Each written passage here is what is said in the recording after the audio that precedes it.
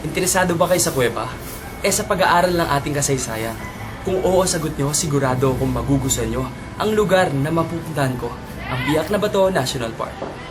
Isang makasaysayan ng probinsya ng Bulacan, lalo na ang kabisera nitong Malolos, kung saan matatagpuan ang simbahan ng Baraswain.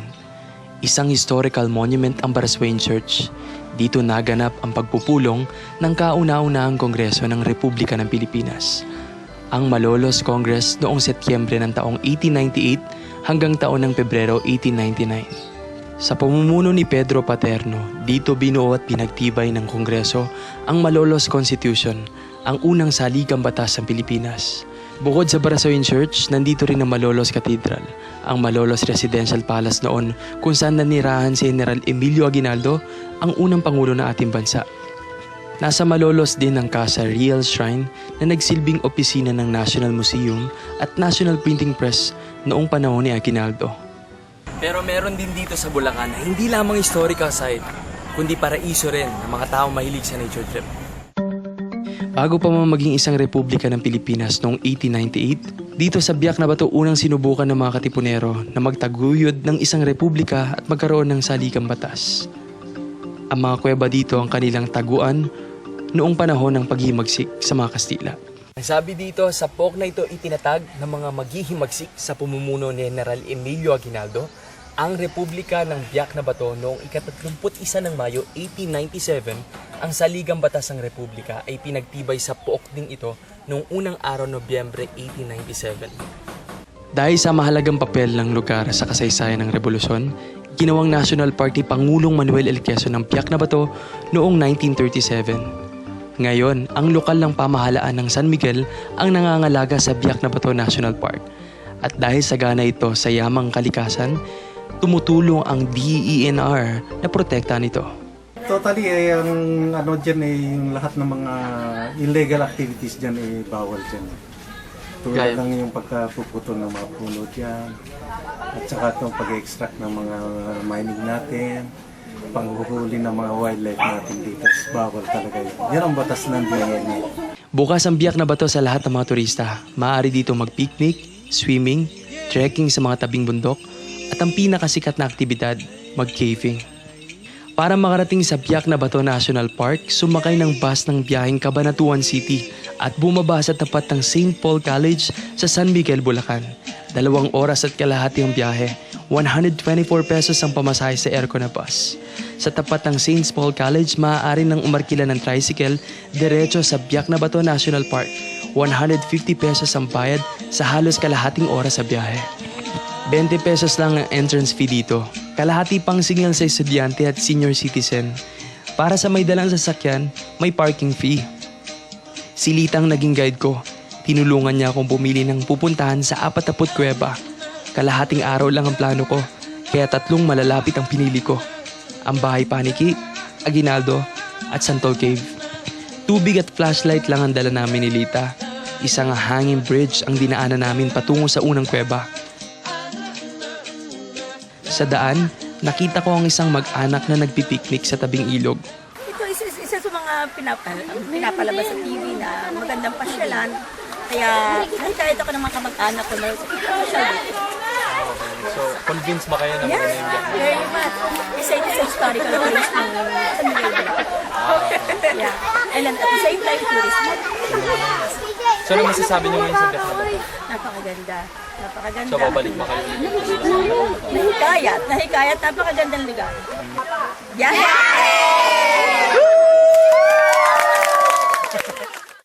Malayo pa, pero nasulyapan ko na agad ang Bahay Paniki.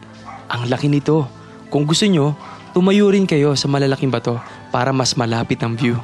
Basta, huwag nyo lang kalilimutan pumasok sa kuweba ha. Aba, parang mansyon pala ng mga paniki ang Bahay Paniki. Madalas daw magpulong dito ang mga Katipunero. Ito kaya ang ginamit nilang bathtub? Amoy na amoy ko ang guano. Ang pinaghalong dumi at ihi ng mga paniki. Dito kami ngayon ni Dita sa Batman Cave. Yes, Bahay Paniki. Kasalukuyan niya yung excursion from Cavite sa New Generation. So ano masasabi niyo dito, Lita? Itong Guard Cave, para sa amin, ito yung lagi namin sinasabi na pinakamagandang lugar dito sa loob ng Biak na Bato. Ito din. Dito rin makikita yung sinasabi namin na bakit siya tinawag na Biak na Bato. Una yun, may mga bato, maraming may mga katabi sa taas. Kaya lang, lumalabas sila paggabi, between 6 to 7. Nakita niyo, laki ng mga bato. Nakita niyo, laki.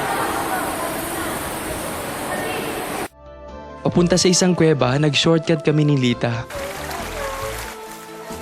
Okay lang na mabasa para mas exciting. Pagdating sa Aguinaldo Cave, umakyat kami sa ibabaw at tumigil sandali sa grotto. First station. Ibig sabihin mo yung... Nandito ako ngayon sa Aguinaldo Cave. Ito na yata yung pinakasikat na kuweba sa buong Biak na Bato National Park. Dati daw meron daw naaarkila ditong bangka na nag-iikot sa loob ng kuweba for 20 minutes. 5 pesos lang daw ang charge bawat tao. Pero ngayon, wala na. Mula 2001, ang Aguinaldo Cave ay isa ng watershed o pinagkukunan ng tubig para sa mga gripo dito sa parke. Kaya naman pinagbabawal lang ang pamamangka at paglangoy sa loob nito. Sayang at hindi na masisilip ng turista ang parte ng kuweba na naging parang opisina ni Aguinaldo, pero pwede pa rin maglublob sa ilang sulok ng kuweba. Kaya hindi ko sinayang ang pagkakataon. Tamang-tama't nabasa na rin ako sa ilog kanina.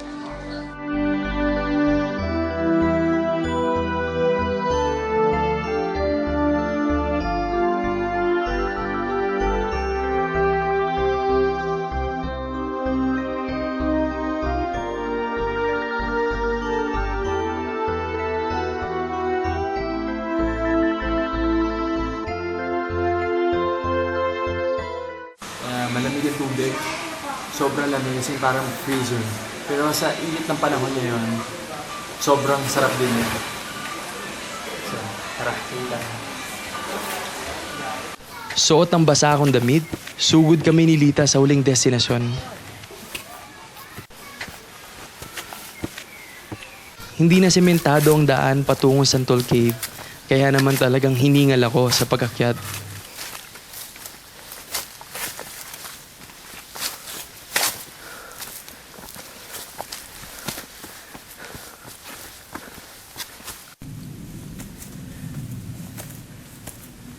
Ayan. Sabi ni Lita, 800 meters pa raw ang kailangan namin akyatin bago namin marating ang Santol Cave mula dito sa kinatatayuan ko.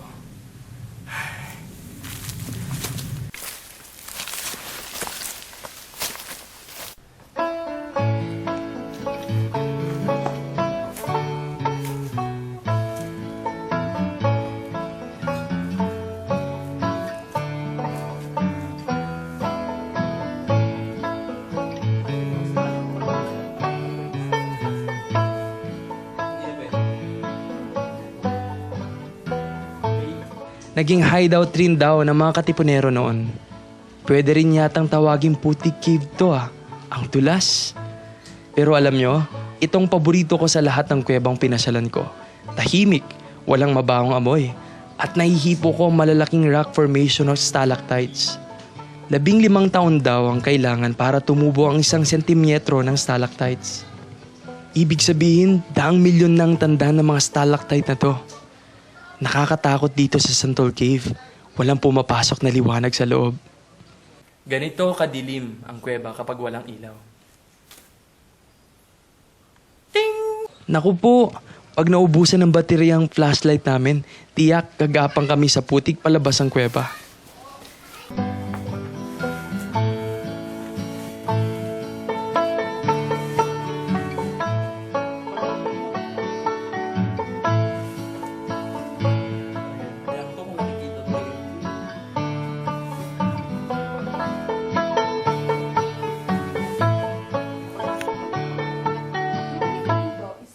Apat na oras lang tinagal ko dito at 3 kuweba lang ang napasok ko. Pero kontento na ako. Akala nyo siguro uwi na ako, no? 5 minuto lang ang lakad mula sa Biak na Bato National Park, ang Biak na Bato Farm Master. Dito ako magpapapresko bago umuwi na Maynila. Kayo, kailan kayo pupunta ng Biak na Bato? Huwag kayong mag-alala dahil hindi naman magastos ang biyaheng ito. 1,110 lang ang nagasta ko. 548 pesos para sa pamasahe, 20 pesos sa mga entrance fee, 100 pesos sa aking merienda, at 450 pesos sa tour guide. Huwag po sana tayo magsawang tuklasin ang iba't ibang magagandang tanawin dito sa ating bansang Pilipinas. Mula dito sa Biak na Bato, ako si David Cator at samahan niyo ulit ako sa susunod kong pagbiyahe.